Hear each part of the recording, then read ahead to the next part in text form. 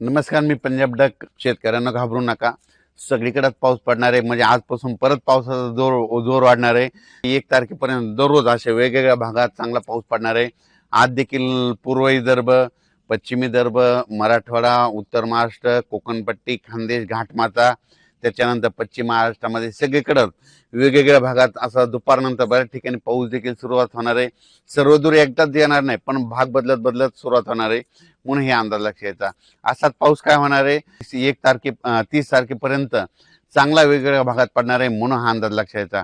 पण सर्वप्रथम आणखीन जुलैच्या पहिल्या आठवड्यात मात्र सगळ्यांसाठी एक सूचना, मुंबईकर, पुणे आणि उत्तर महाराष्ट्रातल्या शेतकऱ्याला सांगू इच्छितो की 2 जुलै ते 8 जुलैच्या दरम्यान मुंबईकडं मग काही ठिकाणी अतिवृष्टी होईल.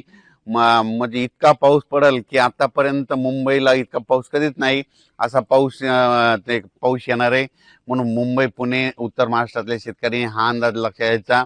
आणि आपल्या जे ओढे नाले असेल त्याच्या बाजूला समजा एखाद्याच जनावर बांधलेले असतात, त्याच्यामुळे ते 8 दिवसामध्ये काळजी घ्यायची. कारण की मुंबईकडे खूप मध्ये 2 जुलै ते 8 जुलै मध्ये वेस्टर्न महाराष्ट्रामध्ये, पश्चिम महाराष्ट्र असा तिकडे चांगला पाऊस पडणार आहे. म्हणून हे अंदाज लक्षात घ्यायचा. तर तो पाऊस तुम्हाला मुंबईकरांना सांगू इच्छितो की जुलैच्या पहिल्या आठवड्यात मुंबई, इगतपुरी, नाशिक, त्याच्यानंतर इकडे त्र्यंबकेश्वर हे पट्टा, त्याच्यानंतर संगमनेर, घाटमाता, हे अहिल्यानगर, हे असा पट्टा काय होणार उत्तर महाराष्ट्राचा आणि महाराष्ट्राचा पश्चिम भाग म्हणजे जोराचा पडणार आहे. काही काही ठिकाणी अतिवृष्टी होईल, काही अति मुसळधार होईल, काही ठिकाणी रिमझिम पडेल. पण 2 जुलै ते 8 जुलैच्या दरम्यान महाराष्ट्राकडे काय होणार आहे, एक लो प्रेशरचं रूपांतर चक्रीवादळात होईल आणि ते चक्रीवादळ सरळ महाराष्ट्राकडे येईल.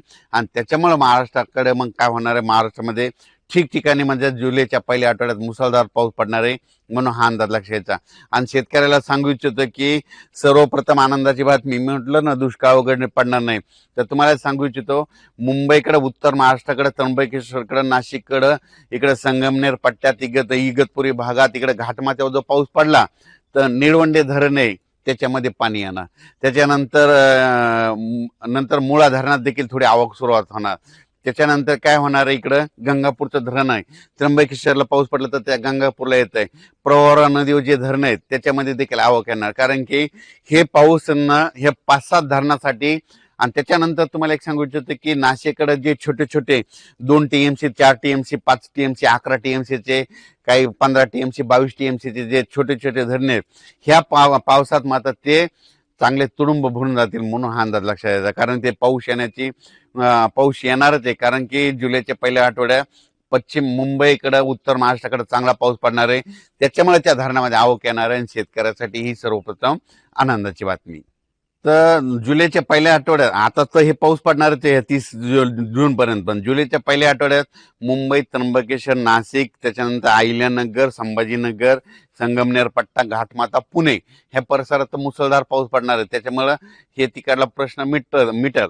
पण त्याच्यानंतर काय झालं, पश्चिम महाराष्ट्रामध्ये सोलापूर जिल्हा, सांगली जिल्हा, त्याच्यानंतर साताराच्या इकडला पूर्वेकडील भाग, बऱ्याच शेतकऱ्याचे फोन आले. कोल्हापूर, सांगली, आटपाडी, त्याच्यानंतर दारिमपट्टा, कासेगाव मध्ये द्राक्ष पट्टा, त्या भागात काय झालं, शेतकऱ्याचे फोन आले होते. पण काल कासेगावला सुद्धा पाऊस सुरू झाला, पंढरपूरला देखील पाऊस झाला. आणि सोलापूर जिल्ह्यातले सांगू इच्छितो की सोलापूरकडे देखील पाऊस येणार आहे. पहिल्यापासूनच मी म्हणतो जून मध्ये पाऊस कमी पडणार, जुलैला जास्त पडणार, ऑगस्टला 2 पाऊस मोठे राहतील आणि सप्टेंबर ऑक्टोबर परतीचा पाऊस धुमाकूळ घालील. म्हणून ही अंदाज लक्षाचा. राज्यात सगळ्या शेतकऱ्याला सांगू इच्छितो, जमिनीमध्ये ईदभर ओल झाली की तुम्ही तुमचं पेरणी कधी करू शकता.